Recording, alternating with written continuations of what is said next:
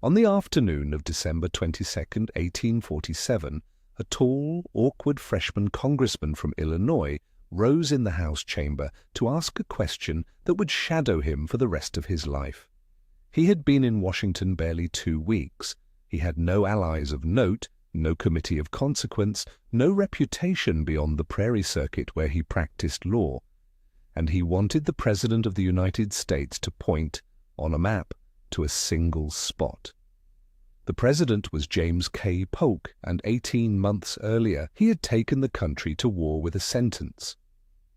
Mexico, Polk told Congress on May 11, 1846, has passed the boundary of the United States, has invaded our territory, and shed American blood upon American soil. It was a masterpiece of compression. War, in Polk's telling, had already begun. Mexico had started it. American soil had been violated. Congress had only to recognize the fact.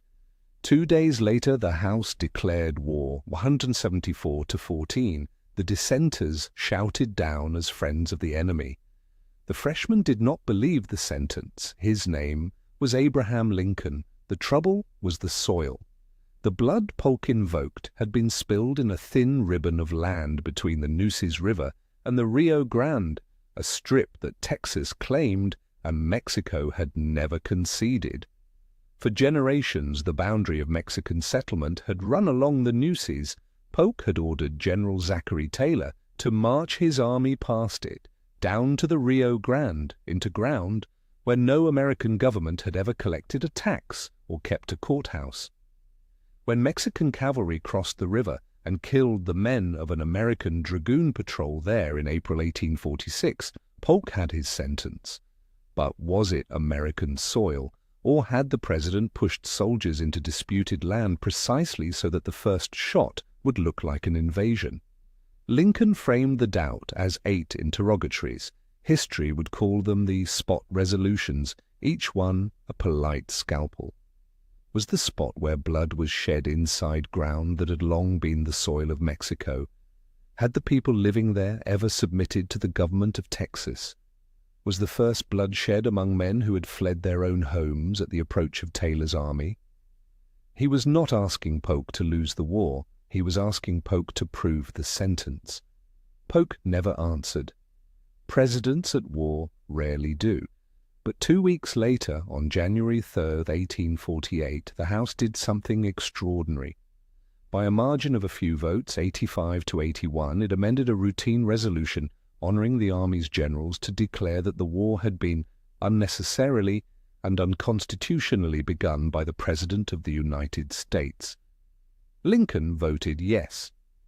Then on January 12th, he rose again and took Polk's justification apart line by line, warning that a chief executive who could make war whenever he alone judged it necessary was a king in everything but name. Allow the President to invade a neighboring nation whenever he shall deem it necessary to repel an invasion, he wrote to his law partner that winter, and you allow him to make war at his pleasure. It cost him.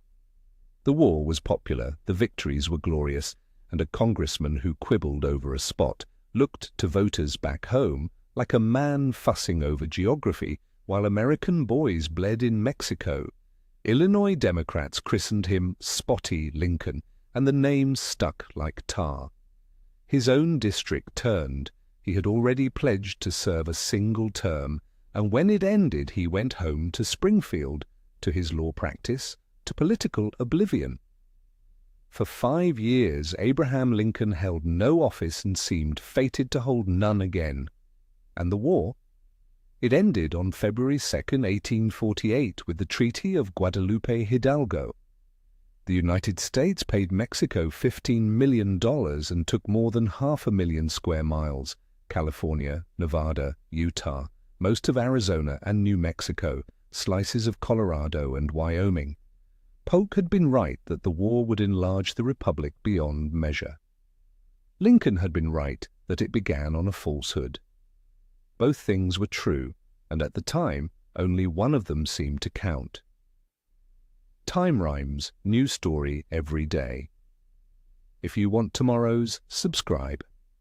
Now, 178 years later, the House of Representatives has tried again to point at the spot. On June 3, 2026, by a vote of 215 to 208, the House passed a war powers resolution directing the President to end American hostilities with Iran.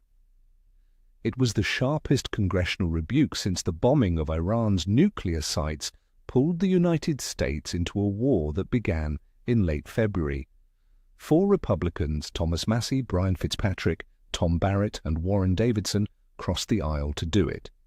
For the first time in more than 3 months of fighting, one chamber had voted, on final passage, to say that this was Congress's war to authorize, not the President's to wage. It will almost certainly change nothing. The Senate has not passed its own version, a veto waits if it ever does, and the administration argues, as administrations have since 1973, that the War Powers Resolution is itself unconstitutional.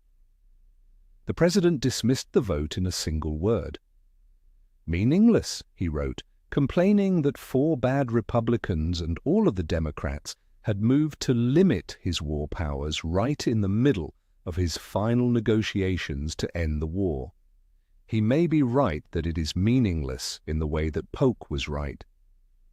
That the 1973 War Powers Resolution the House reached for was itself the child of an earlier president's war. Congress passed it over Richard Nixon's veto, enraged that he had bombed Cambodia in secret for 14 months.